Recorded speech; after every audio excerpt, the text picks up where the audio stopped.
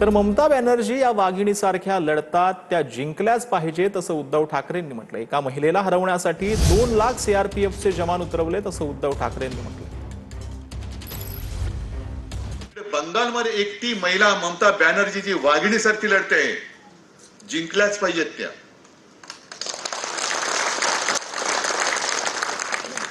त्या एका महिलेला हरवण्यासाठी जवळपास 2 लाखाच्या वरती सीआरपीएफचे जवान तिकडे उतरवले। म्हणजे मणिपूर जळत होतं तेव्हा 30,000 होते आणि बंगालमध्ये निवडणुका आहेत, तिकडे 2 लाखाच्या वरती। म्हणजे काही तर म्हणतात साहेब ये तो कुछ नहीं, 5 लाख तक जवान उतारे।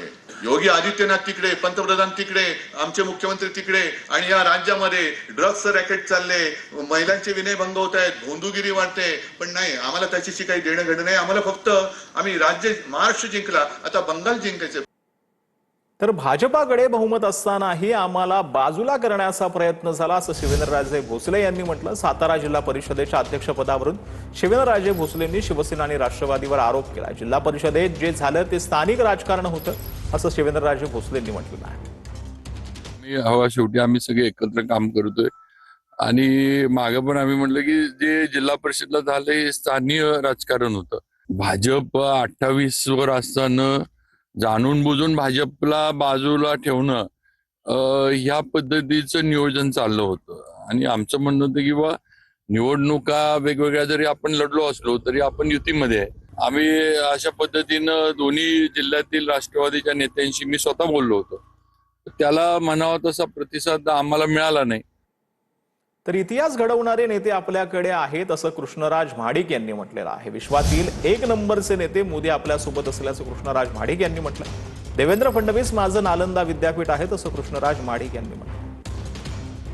आणि छाती टोकून सांगतो, या विश्वमधले 1 नंबरचे नेते सन्माननीय प्रधानमंत्री मोदीजी। आज आपल्याला सगळ्यांना सांगायचं आहे की आपल्यासाठी सुद्धा एक सुवर्ण काळ आहे, कारण आपलं नेतृत्व हे सन्माननीय मुख्यमंत्री देवेंद्र फडणवीस साहेब करतात। साहेब, तुम्ही फक्त माझे नेते, माझे गुरु नाही, माझी नालंदा विद्यापीठ आहे। कारण बांगलादेशींना मतदार बनवण्याचं कटकारस्थान सुरू आहे असं किरीट सोमय्या यांनी म्हटलंय। 2-3 ठिकाणी मतदारांची नोंद आहे असं सोमय्या यांनी म्हटलंय। एकाच वडिलांना 40 मुलं दाखवण्यात आलेत असं देखील सोमय्या यांनी म्हटलेलं आहे। या प्रमाणात बांगलादेशींना मतदार बनवण्याचं कटकारस्थान या अनेक ठिकाणी आमच्या लक्षात आलं। 10 विधानसभेतील 20 ते 30 हजार मतदार इथे पण आहेत, तिथे पण आहेत, 2-2, 3-3 ठिकाणी आहेत। त्याचबरोबर एकाच वडिलांना 25-50, एका ठिकाणी 40 मुलं दाखवण्यात आली आहे। छत्रपती संभाजीनगर महापालिकेत फेरीवाल्यांच्या मुद्द्यावरून गोंधळ झाला। चर्चेदरम्यान एमआयएम, शिवसेना आणि भाजप नगरसेवकांमध्ये शाब्दिक बाचाबाची झाली। एमआयएम नगरसेवकानं पंतप्रधान मोदींचा एकेरी उल्लेख केल्यानं भाजप आणि शिवसेनेचे नगरसेवक आक्रमक झाले। गोंधळ उडाल्यानंतर महापौर समीर राजूरकर यांनी सर्वसाधारण सभा तहकूब केली। फिरोज खान एमआयएमचा एक नगरसेवक आहे। माननीय प्रधानमंत्री मोदी साहेब यांच्याबद्दल त्यांनी एकेरी उल्लेख केला आणि कुठे ते खिशातून पैसे देतात हे त्यांचं वाक्य होतं, म्हणून पूर्ण सभागृह त्याच्या विरोधात माननीय महापौरकडे दाद मागत होता। आणि असं जर प्रधानमंत्री साहेब यांचा जर अपमान होणार असेल तर हे अजिबात आम्ही शिवसैनिक असो किंवा भाजपचे पदाधिकारी असो हे अजिबात सहन करणार नहीं। नहीं, धार्मिक विषय कुछ है नहीं भाई। बीजेपी को जाते जाते चिल्ला पुकार करने की आदत है।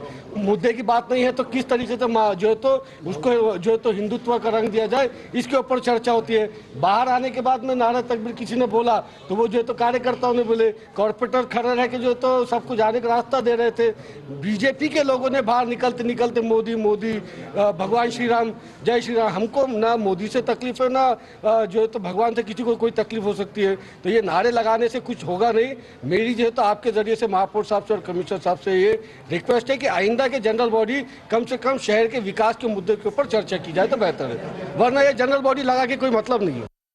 मुळामध्ये ती सभा तहकूब नाही केली, राष्ट्रगीतानंतर सभा संपते, पण त्यांनी असं वक्तव्य करणं हे अतिशय चुकीचं आहे। त्या सभागृहाची परंपरा असते, राष्ट्रगीत सुरू झाल्यानंतर आपण राष्ट्रगीतेचा अवमान होईल असं काही वागायचं नसतं।